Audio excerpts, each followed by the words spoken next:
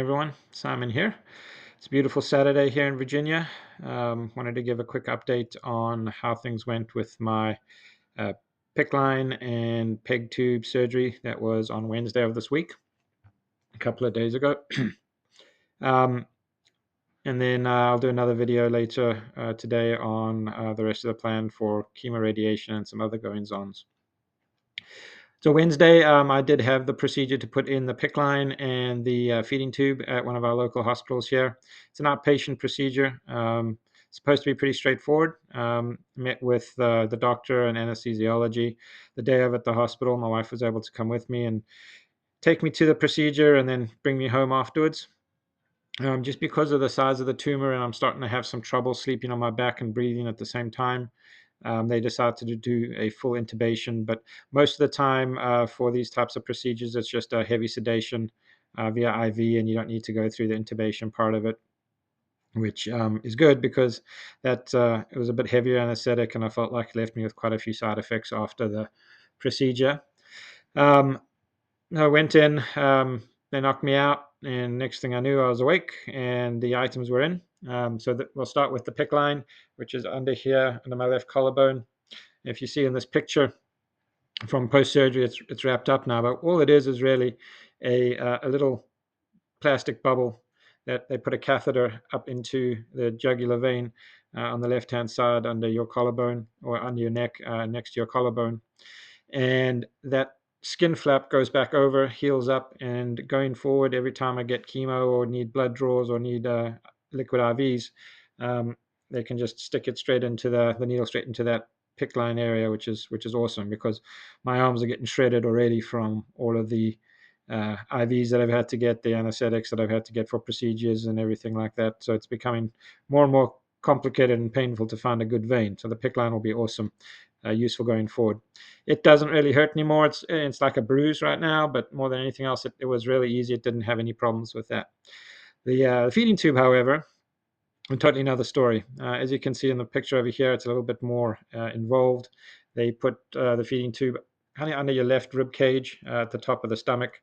The dongle you see there is about 6 inches hanging out, which is used for nutritional feedings with formulas, shakes, and the like with that, and I can go through that in another video later on. I'm just going to talk about the surgical part of it today.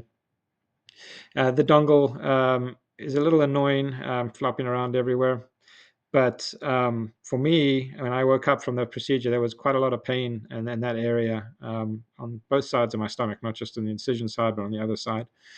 And it took a little while for that pain to go away with some post-surgery painkillers.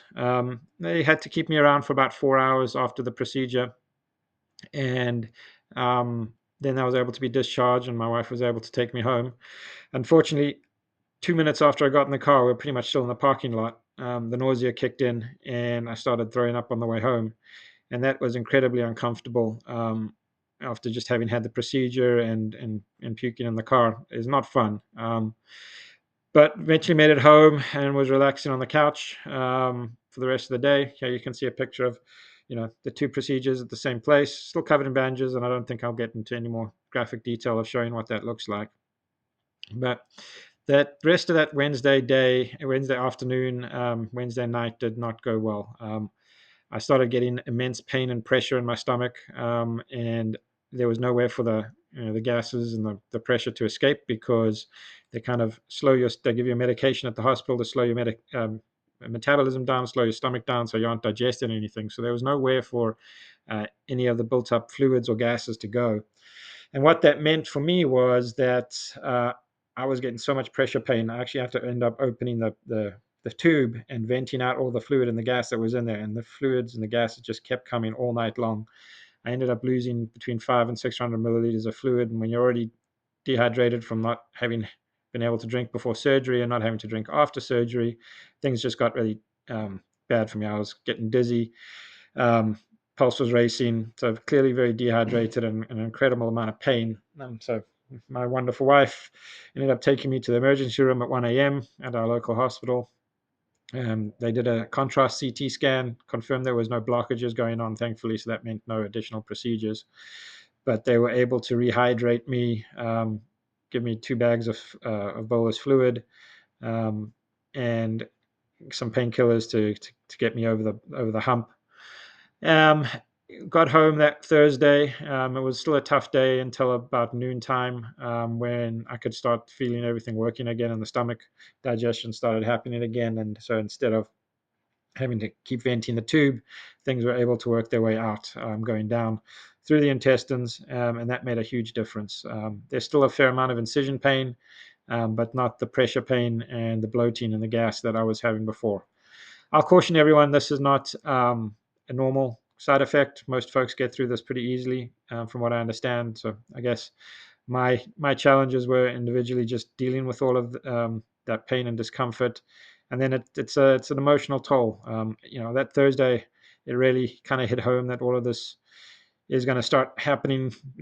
Pain wise, treatment wise, it's going to start happening, and it was a tough day for me. Not going to lie, it was definitely the worst day so far I've had once since I've been diagnosed. But got a great support group around the house, my wife and kids, and then friends have been reaching out left, right, and center, and it makes such a big difference for me to know that I've got such a good group of people around me. But with that being said, I'll just say to everybody, if you're going through this like me, just get people around you that love and care for you. It makes a big difference. It really does. So right now, like I said, it's Saturday. Last night I was able to have my first night back in bed. Previously I was sleeping on the recliner just because it was hard to sleep on the side. So the pain is definitely improving from that perspective, which is awesome. Back in bed and had a really good night's sleep last night, which makes all the difference. And we're going forward. Next week we'll start the chemo and the radiation. I'll update that in a separate video. But stick with it, folks. It's going to be a tough road ahead.